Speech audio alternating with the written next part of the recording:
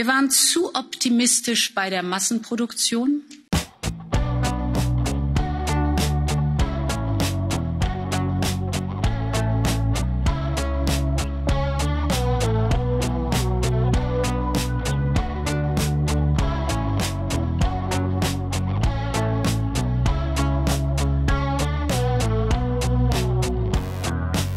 Und dennoch ist es eine Tatsache, dass wir heute beim Kampf gegen das Virus noch nicht da sind, wo wir sein wollen.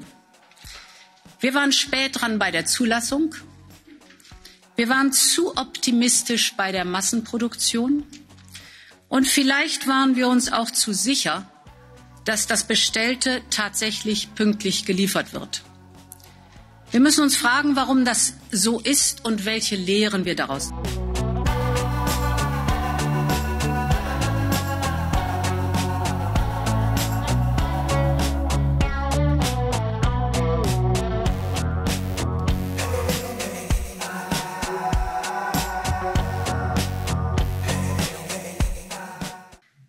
Nous avons fait le choix de ne pas prendre de raccourcis en matière de sécurité ou d'efficacité.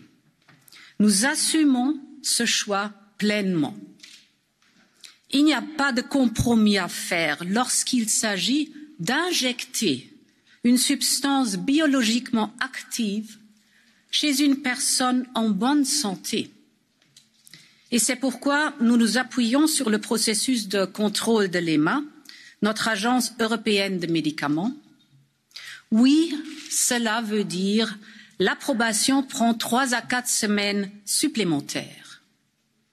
Et ce temps supplémentaire est un investissement essentiel pour la confiance et la sécurité.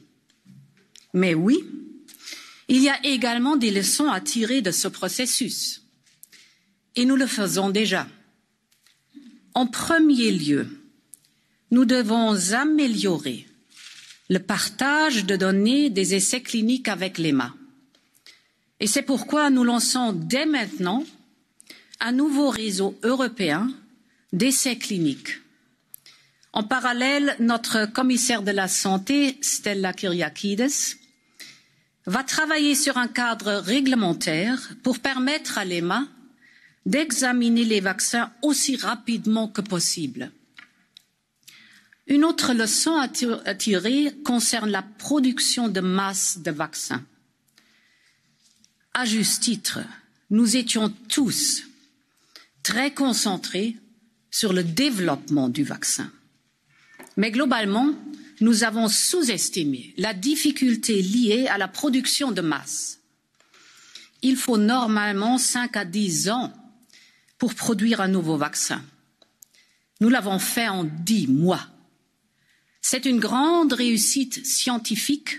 Nous devrions en être fiers. Mais en quelque sorte, la science a dépassé l'industrie.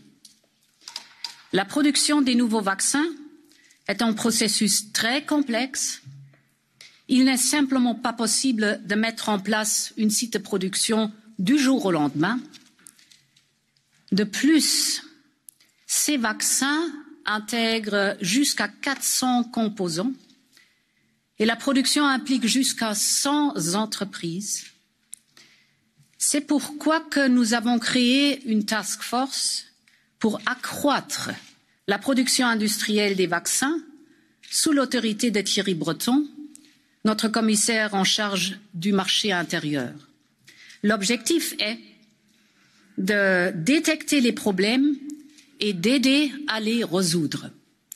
L'industrie doit s'adapter au rythme de la science.